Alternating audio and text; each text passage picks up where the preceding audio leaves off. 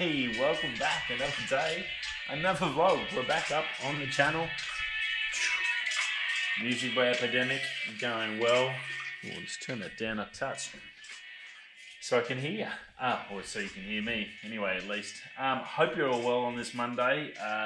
Chaos reigning supreme here. This is the old office.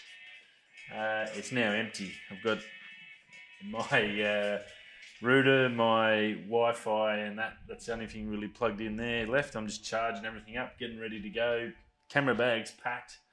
Ready for the big trip. 3 weeks away down south. Can't wait. Super excited. So movers come at 7:30 in the morning.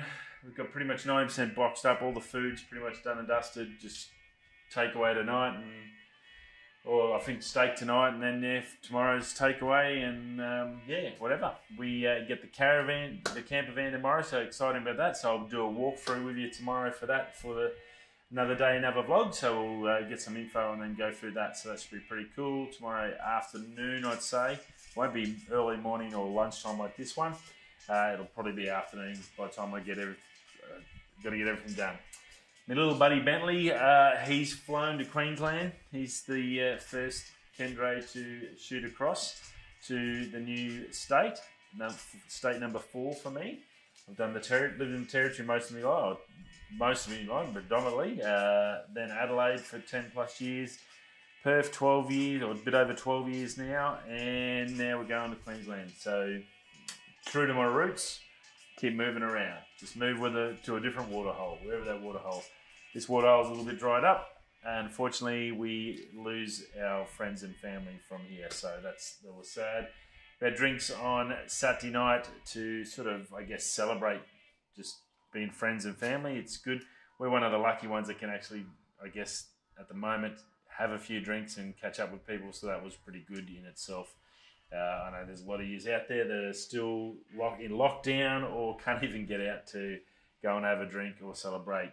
I had a few light beers. Yeah, a few beers. That was about it. A few reds with the boys. Nothing too mega exciting. No massive hangovers or anything like that. We had all the kids running around like blue-ass flies, so that was pretty cool. It was a good night. It was good to catch up with friends, say hey goodbyes, and I guess prepare for the next big adventure in our lives. Another chapter to write in the book, and what a book it would be. Definitely be R-rated. Definitely probably wouldn't be allowed to be sold to minors. But it's been a fun ride, so I'm enjoying it.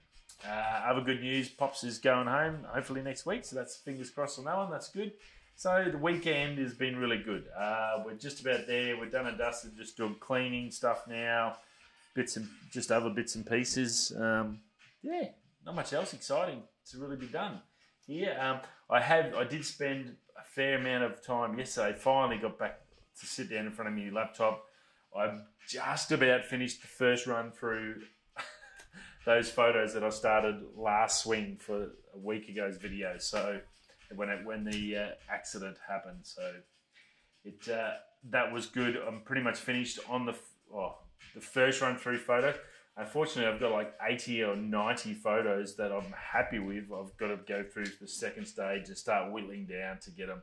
Some really, really good photos. It was, as I said, it was a new section. It was the third mountain peak at Pack Saddle. So there's a whole new area, some amazing new little spots and locations, some gorgeous country. And some great night stuff as well. So I've got a fair bit to pick from. It's one of those, I think, one of those adventures or those hiking trips or photography trips where you go away and that's better. You come back and you go, I've got way too much than what I need, so it's very hard to chop out stuff. So a lot of stuff there I do want to show you, so I'll try and get as much in. It may, as I said, I think I said to you when I started doing the editing, it may end up being like a 2-part series to this one.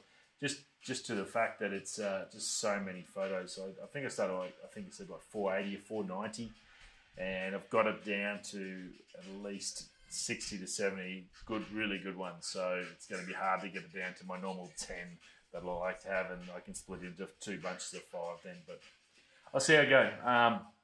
And that's just the photos. I've got to whittle that down, then I've got to start on the video. I'll be doing that mostly on the run, so I'll probably do a bit of that either probably at our first stop in Margaret River. I'll sit down and when I get a chance to just de-stress, kick into holiday mode or photography mode, and then I can sit down at 9 with a glass of red and sit down and just edit and try and smash out some stuff while Jack and Mum are asleep in the camper van. So looking forward, can't wait.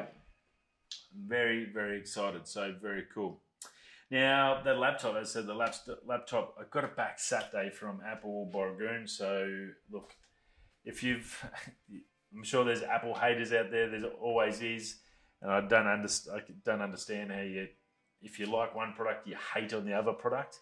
I do with cars, and it's always sort of the Australian way, Ford versus Holden, put shit on each other, but it's never a hatred. And for whatever reason, Apple and Samsung, there's this ridiculous hatred amongst them. Well, look, the beauty of Apple, and I've said it a million times, is their customer service. I put it in Wednesday afternoon, and Friday afternoon they called me and said it was ready to go. I can pick it up Saturday morning. So that's just amazing service. It was $1,300 worth of parts because I had my Apple Care protection. It cost me $150. Walk out the door, no questions asked. Bang, brand new screen on it. Brand new lid sensor, so anything that was going to be possibly dodgy, they just replaced. No stress, all good, and it was back to work in a treat. So I can come and edit these videos back to normal. That is a big load off my mind. So it was looking a little bit ugly. The iPhone was fantastic in doing it like that. There was no dramas. Just not being able to do the thumbnails and put any notes in there. Just a pain in the butt. iPad I've given to Jack. So I've set that up, my old iPad. I've now given that to Jack so he can set up so he can watch his cartoons while we're in the bus. I've got his Mum's old iPad, and it's the iPad Mini 2, and it couldn't even load Epidemic. I couldn't even get Epidemic to play on it, so I had to go to the phone. So yeah, I think it's time to probably retire that. I might have to go and get myself a little cheap Apple iPad. I think a new one. Some with a pencil would be good just to do bills and stuff. Be quite handy. But anyway, so that was great.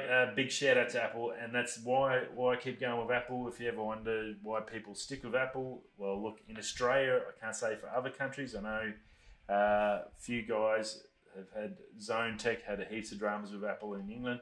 In Australia, from what I've dealt with, I've always been looked after better than any other company in Australia, and Australia is renowned for piss poor customer service. If you ever come to Australia and you're expecting good customer service, you're coming to the wrong country. We're very laid back and chilled, and unfortunately that rolls over into a lot of people's work ethic, and it seems to be getting worse. And no F's are given. I think I can say that without getting in trouble, but that is probably our biggest downfall with our shopping and anything like that is customer service sucks. Prime example, try and deal with Telstra after 30 minutes if you don't want to hit yourself in the head with a brick. You've somehow fluked the one person in Telstra Australia that actually cares. But Apple, thank you very much. Amazing customer service. Great job, Apple Borogoon and Apple City for hooking it all up and getting it to me. Thank you very much. Very much appreciated.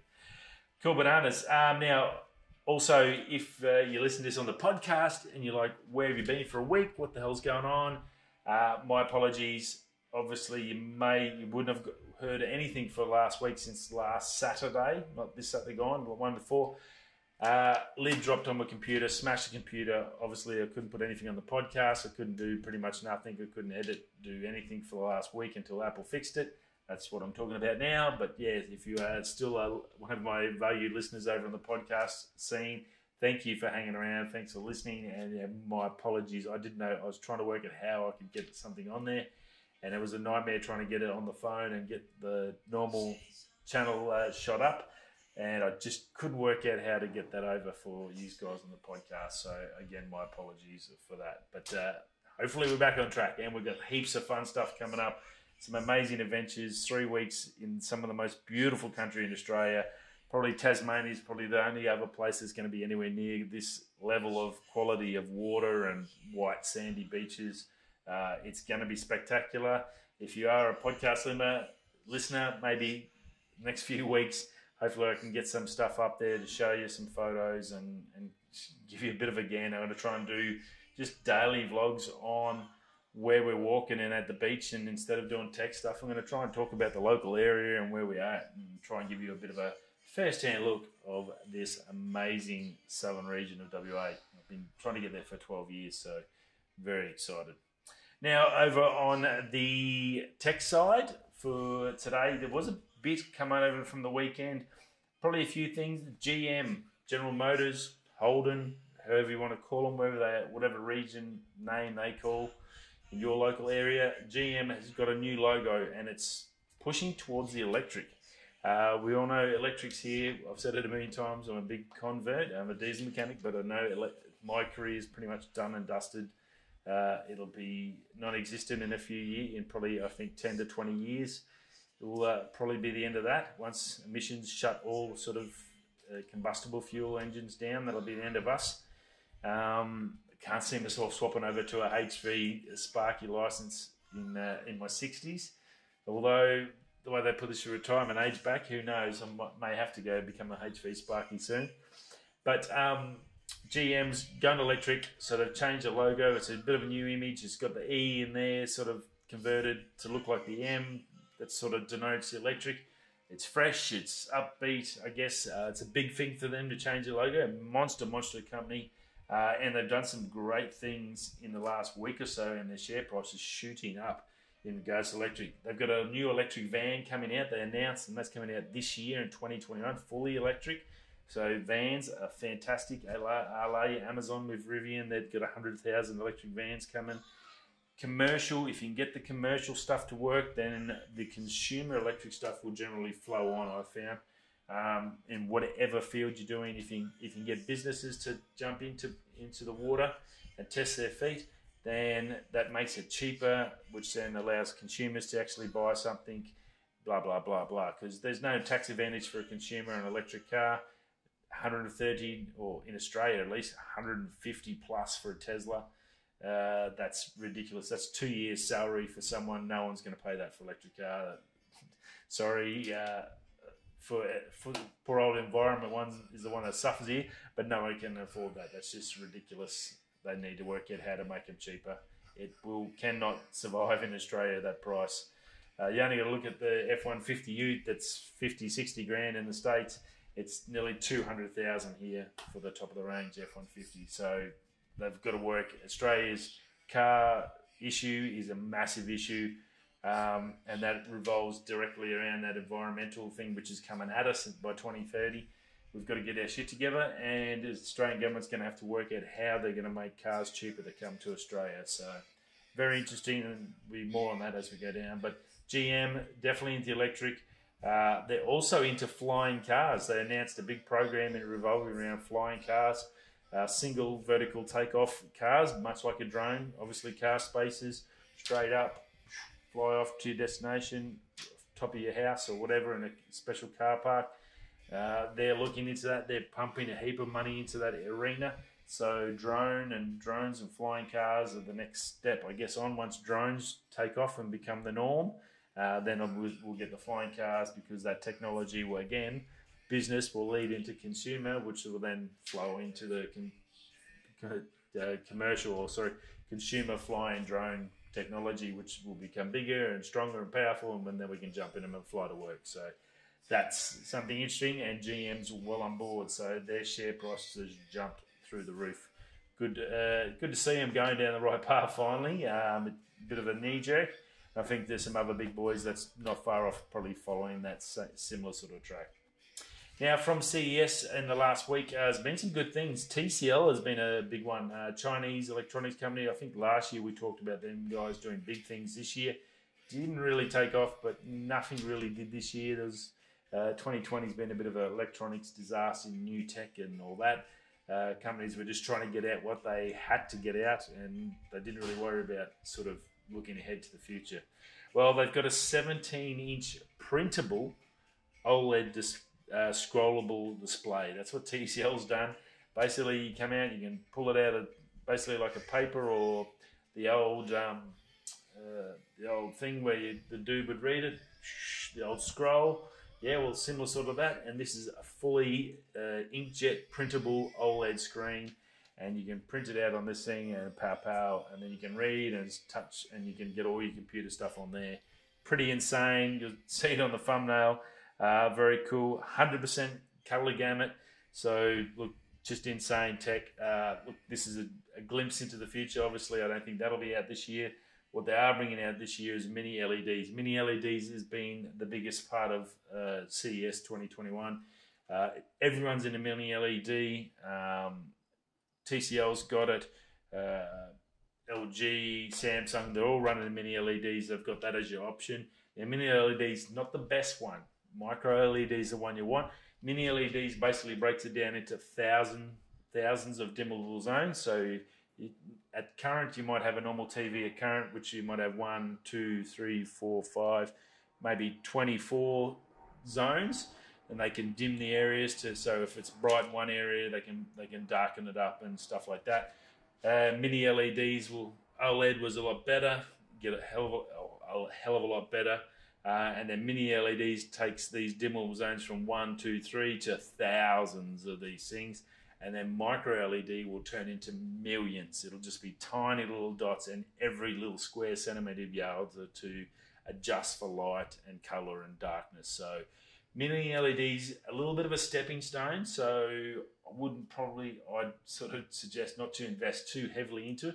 Micro LEDs going to come really quickly behind it, and it's going to be, I guess, mini LED, the best way to look at it, I could put it, if you're an old fellow like me, mini disc, didn't happen, great technology, it was a stepping, just really didn't work. I think mini LED is going to be that same thing.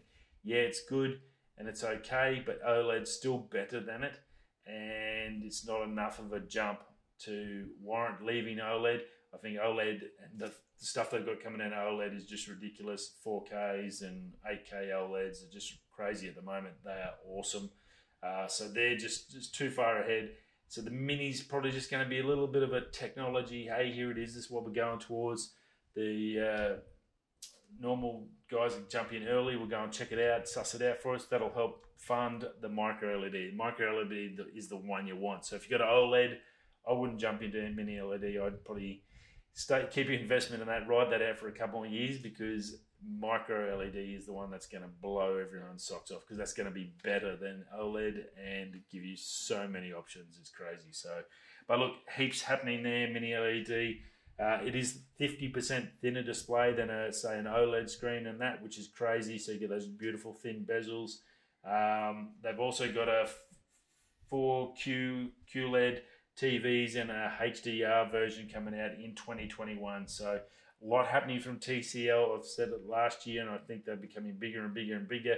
I think like LG was, I think these guys are going to be a lot bigger in 2021. They're doing some great tech, and it seems to be pretty good quality. So those OLEDs or QLEDs they've got, similar probably technology to the Samsung sort of side of things, but look, and a cheap version too. You can get a 4K OLED screen a hell of a lot cheaper than LG or a Samsung. So definitely worth checking out TCL. They've got some fun things coming out this year if you need a new telly to tide you over till the micro LED revolution hits. Now, new 2022 Ranger, Ford Ranger was snapped out testing. Front end, totally different, very F-150-ish. I think we talked a little bit about it a while ago. Well, it's in full production. It's pretty much happening. Fully camouflaged, obviously. No final trims or anything like that at the moment. Full testing mode. But you can see that difference. Big grill on the sucker. Big square F-150 type grill. Big square front end. The rest of it's pretty similar to what we've currently got. Other news for it is no manual gearbox is the common rumour coming out of Wheels. So that's pretty interesting. They get that 10-speed Ranger Raptor gearbox, which is supposedly fantastic and does a great job. That's going to just be across the board, just a standard operating equipment. And being as that is, because that come out of the F-150 as well, they're going to, looks like they might be mating it to a 3-litre V6 turbo diesel, 186 kilowatts, 600 Newton meters of torque, which is bloody insane for a little Ranger. Absolutely crazy. That will make a massive difference. Now, that is the engine out of the F-150, and they reckon that's possibly going into this sucker for 2022. So if you're looking down the barrel of a new Ranger next year, that's what you've got to look forward to. The old V3.2 is definitely pretty much going, and so is the manual gearbox. So very interesting. Now, the other part about that is still no mention on the Ranger side or in that light commercial ute area or pickup truck, light pickup truck, depending on where you live. Nothing hybrid, nothing electric. We know the F-150 hybrid's out this year, so they're doing it on the big trucks, but nothing on the small trucks. You'd think that would be an easier platform to squeeze them in and get those sales up to help support taking it into the bigger trucks. So a little bit interesting in that one. I thought that the new Ranger would be one that would take that, at least that hybrid tech from the F-150 and dump it into that little ute. I think that a hybrid version would be a great way to start in Australia, give you a chance to, I guess, slowly build up your capacity, start getting your charging areas and bits and pieces like that, start putting the charging stations through that we need, because we literally have stuff all charging stations, and that's going to be the biggest thing we have to do with electric cars as well, is to get those in. So yeah, pretty interesting on that. And last but not least, some Apple stuff. So some rumours coming out. MacBook, new MagSafe charging for 2021 this year. So the MagSafe charger, you remember the old cord pull out? It's on my old 2013 MacBook. Well, that's coming back in a new form. Might be a barrel style, but still a MagSafe style charger. So if you bump it, it just pops off. You don't rip anything out, no damage. You don't pull the computer off the desk and smash that. Heaven forbid, you don't want that, please. So that's pretty cool. Touch bar's going too. The touch bar never really took off. I've got it on mine, and actually, I don't mind it with the emojis and bits and pieces. I didn't really use the F keys probably anywhere as much as probably some people do that do like programming or anything like that. But for general stuff, I probably use the touch bar more than I ever use the function keys. So, for me, I don't mind it. It's not really a bother to me. It's not in the way. It works seamlessly, so it's good. And it is, when I'm typing, I can just whack an emoji in, and I think actually that's probably the best thing about it. It makes it really easy because I can't remember all the combinations. I'm old. Also, new Mac Pros coming out in 2022. Rumours are there's going to be obviously a big boy, same sort of size, up to 32 cores, the M1 chip range, so it's going to be all ARM architecture, up to 128 Apple gigabytes of GPU cores. Oh, gee, that was just terrible English. 128 gigabyte GPUs, Apple's own, 64 to 128 range. Apple's going to be doing their own. That's for next year, 2022. So that's exciting.